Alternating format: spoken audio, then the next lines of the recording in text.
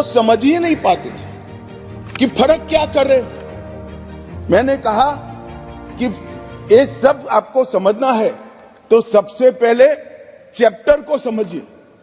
Chapter की अनुक्रमणिका देखेंगे तो ही मालूम पड़ जाएगा कि कानून इस देश के नागरिकों के लिए नहीं बने थे, कानून अंग्रेजों की राज की सुरक्षा के लिए। मान्यवर, अभी जो कानून हम रिपील करने जा रहे हैं वो कानून में मानव वध और किसी महिला के साथ अत्याचार, उसके पहले सरकारी खजाने को लूटने की सजा, रेलवे की पटरी उखाड़ने की सजा और ब्रिटिश ताज के अपमान की सजा को रखा गया था। मानव वध तो बेचारा 302 नंबर पर बैठा बैठा अपनी राह देख रहा था। सुरक्षा प्रायोरिटी क्या थी? मानव वध नहीं था। किसी महिला के साथ हुआ दुर्व्यवहार, अत्याचार को न्याय दिलाना नहीं था। प्रायोरिटी खजाने की रक्षा था, रेलवे की रक्षा था और ब्रिटिश ताज की सलामती रखना प्रायोरिटी थी। अब ये पूरा का पूरा बदलकर सबसे पहले महिला और बच्चों के विरुद्ध को अपराध को प्रायोरिटी दी गई है। मानव शरीर पर प्रभाव डालने वाले विषयों को प्रायोरिटी दी है। उसके बाद में देश की सीमाओं की सुरक्षा को प्रायोरिटी दी है। उसके बाद में सेना, नौसेना, वायुसेना के संबंधित अपराधों को लिखा गया है। उसके बाद इलेक्ट्रोल अपराधों को लिखा गया है। उसके बाद सिक्के, करेंसी नोट, बैंक नोट और सरकारी स्टैंप के साथ छेड़खानी को लिया गया है। और उसके बाद ब्ला ब्ला ब्ला बाकी सारी चीजें आती हैं। तो पहली बार हमारे संविधान का जो स्पिरिट है वो स्पिरिट के हिसाब से कानून अब मोदी जी के नेतृत्व में बनने जा रहा है। मुझे गौरव है कि तीनों कानूनों को 150 साल के बाद बदलने का और वो बिल को पायलट कर इस सदन में लाने का गौरव मुझे प्राप्त हुआ है। मान्यवर, जो कहते थे कि हम नहीं समझते हैं, मैंने कहा कि अगर मन खुला रखोगे और मन भारतीय रखोगे तो समझ में आ जाएगा। मन अगर इटली का है तो कभी समझ में नहीं आएगा। मान्यवर, मन का सवाल होता है, भाषा का सवाल नहीं होता है। मन अगर यहाँ का है तो तुरंत समझ में आ जाता है, मन अगर यहाँ का नहीं है तो कभी समझ में नहीं आएगा।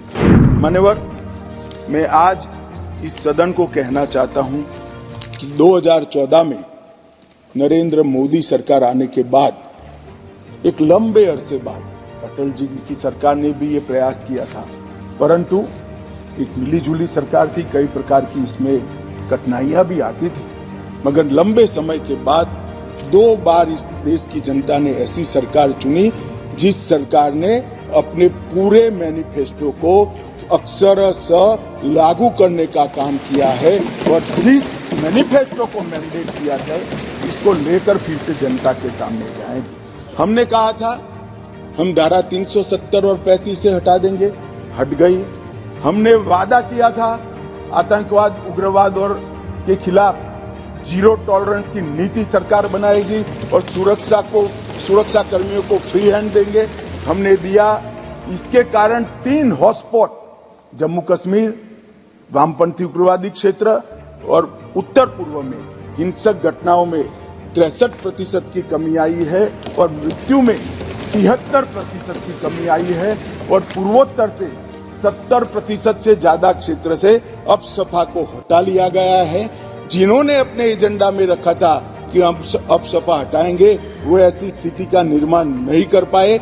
हमने नहीं रखा था, अपसपा को हटाया नहीं है, परंतु हमने इसके अमल को रिस्ट्रिक्ट करने में सफलता प्राप्त करी है, क्योंकि वहां कानून और व्यवस्था की परिस्थिति ठीक हुई। हमने मान्यवर कहा था कि अयोध्या में जितना हो सके उतना जल्दी राम मंदिर बनाएंगे और 22 जनवरी को वहां पर राम लल्ला विराजमान होगा। ये नरेंद्र मोदी सरकार है, ये नरेंद्र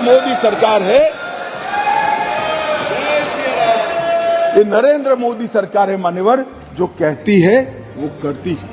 मान्यवर, हमने कहा था संसद और विधानसभा में महिलाओं को 33% आरक्षण देंगे।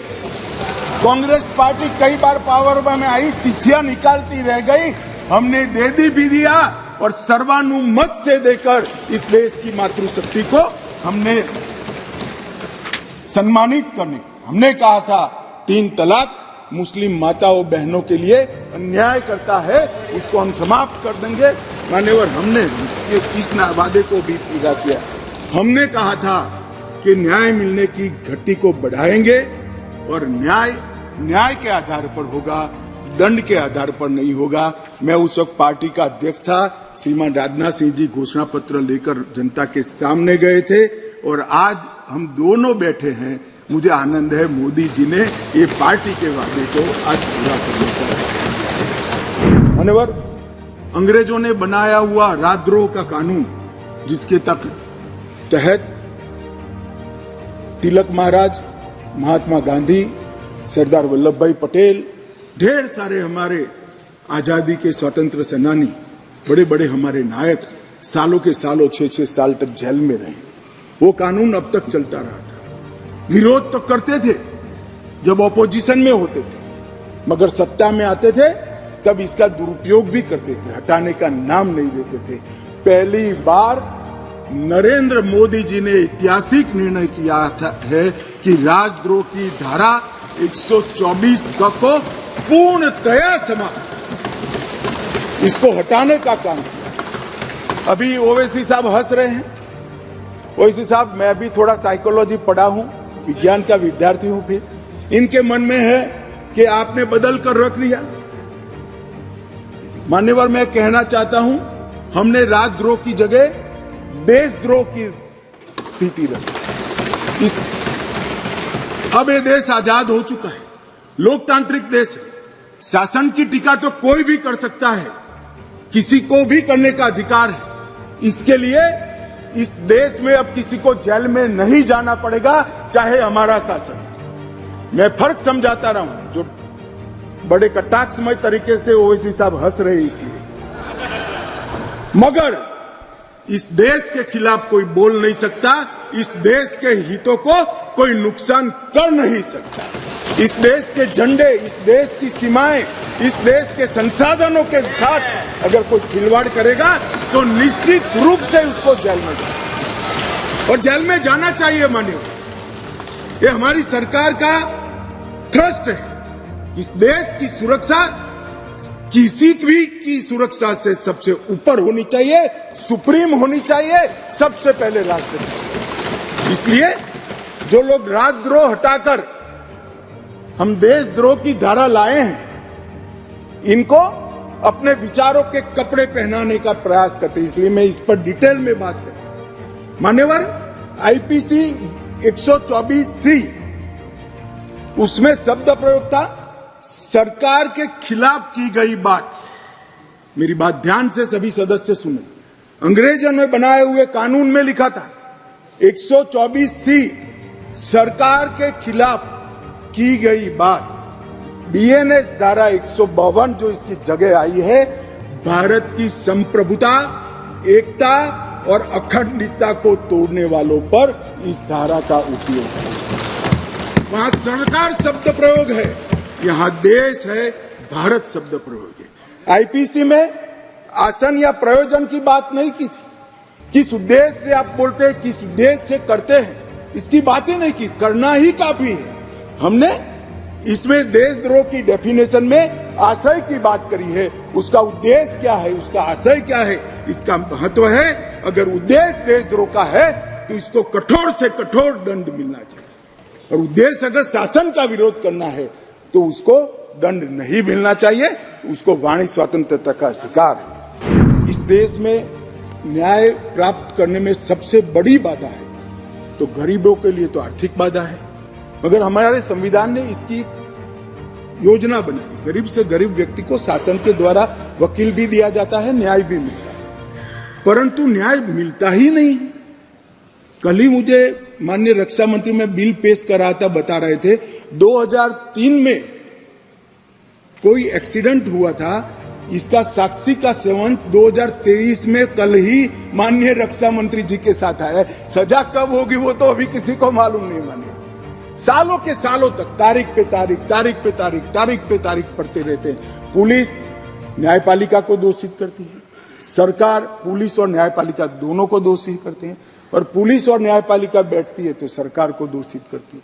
सब एक दूसरे के पीछे कानून का सहारा लेकर हमने इस कानून में ढेर सारी चीजों को हमने स्पष्ट कर दिया। मैं इसको बहुत बारीकी से बताना चाहता हूं मान्यवर, क्योंकि ये समझना कानून बनाने वालों के लिए बहुत महत्वपूर्ण। मान्यवर, पुलिस द्वारा दंडित कार्यवाही सीआरपीसी में कोई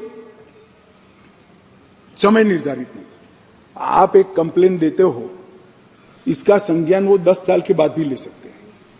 अब 3 दिनों के अंदर ही एफआईआर दर्ज करनी होगी अगर प्राथमिक जांच हो।